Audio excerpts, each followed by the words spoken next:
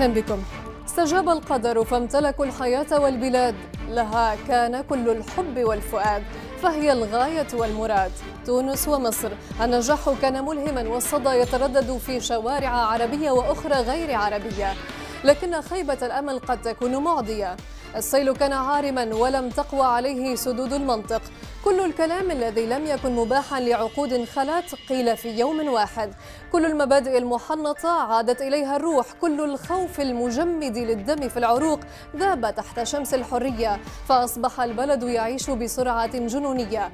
100 مظاهرة في اليوم، براكين الصدور انفجرت مطالب ومظالم وشكاوى، فكيف لفسيلة الثورة التي سقتها دماء الشهداء أن تصبح وارفة الظل في عشية وضحاها؟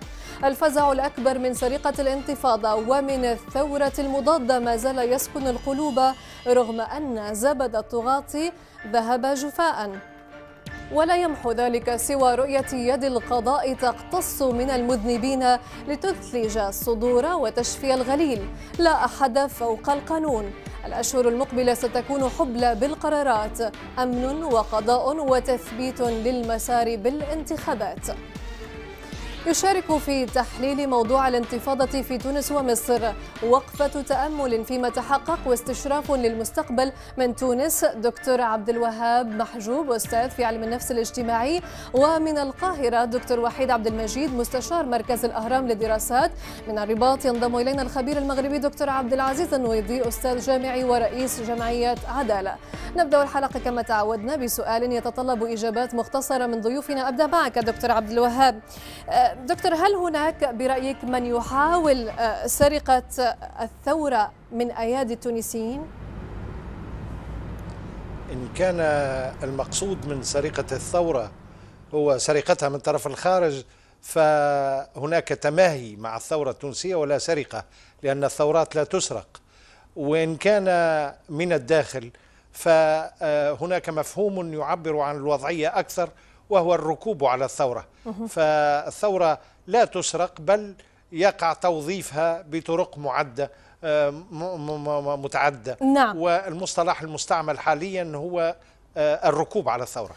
لنرى الوضع في مصر. دكتور وحيد، برأيك هل الانتفاضة والثورة المصرية في أيادي أمينة برأيك، أم أن هناك من يحاول ركوب الثورة كما قال دكتور عبد الوهاب؟ هل هناك ثورة مضادة تحاول إجهاضها؟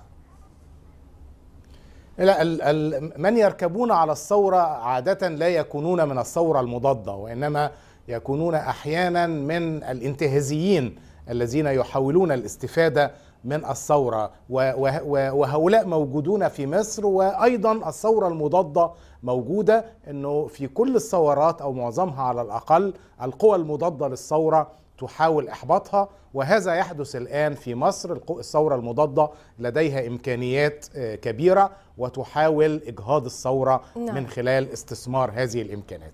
دكتور عبد العزيز في الرياض، هل المناخ في تونس ومصر ملائم برأيك لإرساء مبادئ العدالة الانتقالية؟ نعم، أعتقد ذلك، ولكن قبل ذلك يمكن إعمال العدالة الكلاسيكية الطبيعية، ولكن ضد رموز الفساد وضد رموز القمع والانتهاكات الجسيمة لحقوق الإنسان، وليس ضد جميع المسخرين، لأن الآلاف كانوا في آلية القمع، ولا يمكن أن ندخل في محاكمات تستغرق السنوات. نعم. ولهذا يجب مزاوجة العدالة الكلاسيكية العادية بالعدالة الانتقالية التي تتطلب أن يعترف الجناة بجرائم ويطلب الصفح ويعطونا كثيرا من الحقائق مقابل الصفح في جرائم ذات طبيعة سياسية. سنتعمق في هذه الفكرة والأفكار، نعم، والأفكار التي تم طرحها من قبل ضيوفنا بعد هذا الفاصل. سبقت ديار تونس ومصر كل الديار وفتحت الأبواب التي كانت عليهم موصدة، وجاء نصر الانتفاضة الشعبية فأسقط النظام وما زال الشعب يريد. 3 أشهر مرت على نصر الانتفاضة في تونس وشهران في مصر، وما انفكت الأيام تبدي لنا ما كنا نجهل. قضايا بن علي وعائلته وحاشيته وبعض وزرائه فاقت 40، منها 18 تتعلق بمن كان يطلق عليه اسم حامي الحمى والدين. تهم مثل التآمر ضد أمن الدولة والقتل العمد واستهلاك وترويج المخدرات قد لا تجعل خاتمته أفضل من خاتمة الملك لويس السادس عشر زمن الثورة الفرنسية أو رومانوف نيكولا الثاني قيصر روسيا زمن الثورة البولشيفية. في مصر من كانوا يقودون الشعب جاء دورهم ليقتادوا تحت ضغط الشارع المتوجس خيفة من الثورة المضادة للتحقيق معهم في سوء استغلال السلطة والاستيلاء على المال العام وقتل المحتجين. ورغم العيش والملح بين المشير محمد حسين طنطاوي والرئيس السابق حسني مبارك، يستمر المجلس الأعلى للقوات المسلحة في صون حرمة العهد الأخلاقي الذي كتبت أحرفه في ساحة التحرير بدماء الشهداء، ويتحول سجن مزرعة طرة إلى ملتقى لمن سرهم زمن الأمس وساءتهم أزمن اليوم.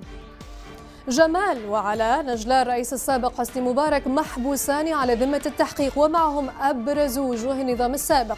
وكما في مصر يطل الناس في تونس كشرفة بيت على ما يريدون، يطلون على إطلاق رصاصة اللعنة على حزبين يقولون إنهما احتكرا الحياة السياسية وكانا بؤرة تسلط وفساد. التجمع الدستوري في تونس والحزب الوطني في مصر. في هذا الخضم تشق سفينة الشرعية الثورية طريقها نحو الشرعية الانتخابية وسط زوابع تصفية التركة والإرث الثقيل لعقود من الجور والفساد. ويتطلع المتطلعون إلى ولوج محطة ينظر إليها على أنها الأبرز في تاريخ الانتفاضة والمحدد لمصيرها، الانتخابات البرلمانية في مصر في سبتمبر المقبل، بعد أن أجازها استفتاء تاريخي على تنقيح الدستور ذاق فيه المصريون لأول مرة في حياتهم طعم أولى ثمرات الثورة. نقاشنا يبدأ الآن.